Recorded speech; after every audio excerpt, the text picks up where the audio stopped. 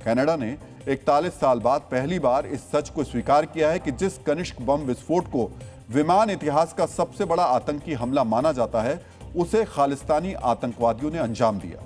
आज से लगभग 41 वर्ष पूर्व 23 जून 1985 के दिन एयर इंडिया की फ्लाइट 182 कनिष्क में बम विस्फोट हुआ था।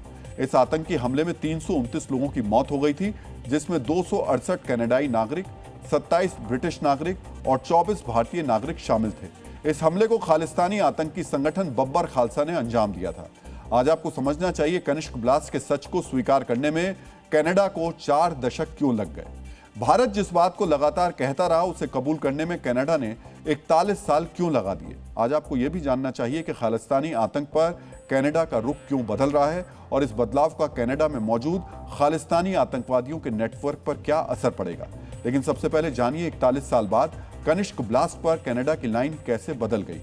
मित्रों, कनिष्क हादसे की 41वीं बरसी पर कनाडा की सुरक्षा और खुफिया एजेंसी ने एक बयान जारी करके इस आतंकवादी हमले के पीड़ितों को श्रद्धांजलि, जिसमें कहा गया 23 जून 1985 को कनाडा में स्थित खालिस्तानी चरमपंथियों द्वारा लगाए गए बम ने एयर इंडिया फ्लाइट 182 को नष्ट कर दिया, जिससे विमान में सवार सभी 329 लोगों की मौत हो गई।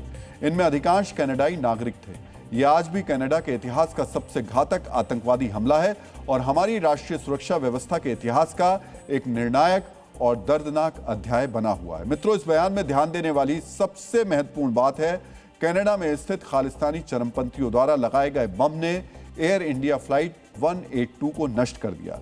यानी उसने माना कि कनाडा में खालिस्तानी आतंकवादी रहते हैं। उसने कबूला कि खालिस्तानी आतंकवादियों ने विमान को बम से उड़ाया। करीब 40 साल तक कनाडा खालिस्तानियों और आतंकी संगठन बब्बर खालसा पर कनिष्क ब्लास्ट में शामिल होने का सिर्फ संदेह जताता रहा, बेनिफिट ऑफ डाउट देता रहा, लेकिन पहली बार खुलकर स्वीकार किया कि खालिस्तानी आतंकवादियों ने ही एयर इंडिया फ्लाइट 182 को उड़ाया, जबकि भारत शुरू से ही ये कहता रहा है कि हमला कनाडा में बैठे खालिस्तानी आतंकवादियों ने किया था। 40 साल तक कनाडा ने कनिष्क ब्लास्ट में अपनी खुफिया एजेंसियों की गंभीर चूकों को पूरी तरह स्वीकार नहीं किया। अब वो इसे अपनी राष्ट्रीय सुरक्षा व्यवस्था का दर्दनाक अध्याय मान रहा है, जबकि भारत शुरू से कहता रहा कि समय पर कार्रवाई होती तो ये त्रासदी टाली जा सकती थी। इस ब्लास्ट से कुछ हफ्ते पहले भारत सरकार ने कनाडा से खालिस्तानी हमले की आशंका की खुफिया जानकारी साझा की थी, लेकिन तब खालिस्तानियों को भारत विरोधी मानकर नरम रवैया अपनाया गया। करीब 40 साल बाद कनाडा ने खालिस्तान समर्थक गतिविधियों को अभिव्यक्ति की आज़ादी या सिख अधिकारों के नजरिए से देखा है, लेकिन अब कनाडा हिंसक खालिस्तानियों को राष्ट्रीय सुरक्षा के लिए खतरा मान रहा है। 2025 की रिपोर्ट में कनाडा की खुफिया एजेंसी ने खालिस्तानियों को कनाडा के लिए खतरा भी बताया है, जबकि भारत शुरू से खालिस्तानियों को आतंकवादी बता रहा है। करीब 40 साल तक कनाडा में खालिस्तानी नेटवर्क के खिलाफ कार्रवाई सीमित रही। जस्टिन ट्रूडो के दौर में भी भारत लगातार सख्ती की मांग करता रहा, तब एक्शन नहीं हुआ, लेकिन अब कनाडा सार्वजनिक रूप से पछतावा जता रहा है और हर तरह के हिंसक चरमपंथ के खिलाफ सख्त रुख की बात कर रहा है। करीब 40 साल तक भारत ने कनाडा से खालिस्तानी नेताओं पर कार्रवाई, फंडिंग रोकने और नेटवर्क खत्म करने की मांग की, जिसे नजरअंदाज किया गया, लेकिन अब कनाडा की खुफिया एजेंसी के कबूलनामे को भारत अपनी लंबे समय से कही जा रही बात की पुष्टि और अपनी विश्वसनीयता का प्रमाण मान रहा है।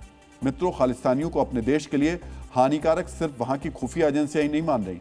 प्रधानमंत्री मार्क कार्नी ने भी कनिष्क हमले को कनाडा के इतिहास का सबसे घातक हमला माना और कनाडा को हर तरह के हिंसक चरमपंथ के खिलाफ खड़ा बताया। इसे खालिस्तानी आतंकवाद के खिलाफ कनाडा की नई नीति माना जा रहा है।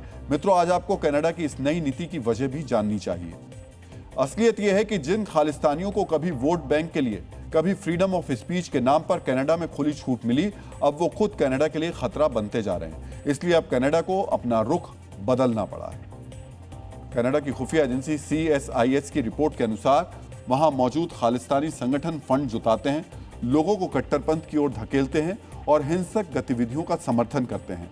हाल के वर्षों में ब्रैम्पटन और सरे जैसे शहरों में हिंदू मंदिरों के बाहर झड़पें, भारत समर्थक रैलियों पर हमले, भारतीय उच्चायोग और वाणिज्य दूतावास के बाहर हिंसक प्रदर्शन की घटनाएं बढ़ी हैं। इसके अलावा भारतीय कलाकारों के कार्यक्रमों को बाधित करने जैसी घटनाएं भी सामने आई हैं। दिवाली, भारत के स्वतंत्रता दिवस और भारतीय समुदाय के सांस्कृतिक कार्यक्रमों के दौरान भी सुरक्षा बढ़ानी पड़ी है, जिससे कानून व्यवस्था पर दबाव बढ़ा है। इन घटनाओं ने कनाडा की आंतरिक सुरक्षा, सामाजिक सौहार्द और बहुसांस्कृतिक समाज की छवि को नुकसान पहुंचाया है और इसकी वजह खालिस्तानी है। यानी पहले कनाडा इसे मुख्य रूप से भारत से जुड़ा राजनीतिक विवाद मानता था, लेकिन अब उसने अपनी सुरक्षा एजेंसियां इसे कनाडा की घरेलू सुरक्षा और सामाजिक शांति के लिए चुनौती वहां की एजेंसियां इसको मान रही हैं। इसके अलावा कनाडा के पूर्व प्रधानमंत्री जस्टिन ट्रूडो पर वोट बैंक के लिए भारत कनाडा रिश्तों से समझौते के आरोप लगे, जबकि मौजूदा प्रधानमंत्री मार्क कार्नी ने दोनों देशों के रिश्ते को व्यवहारिक और आर्थिक नजरिए से आगे बढ़ाने की कोशिश की। मित्रों, भारत आज कनाडा के लिए केवल एक साझेदार नहीं बल्कि बड़ा बाजार, इंडो पैसिफिक में रणनीतिक सहयोगी, क्रिटिकल मिनरल्स, यूरेनियम, एआई और रक्षा क्षेत्र का अहम भागीदार बन चुका है और खालिस्तानी नेटवर्क पर लगाम कसकर कनाडा इस भागीदारी को और मजबूत करना चाह रहा है।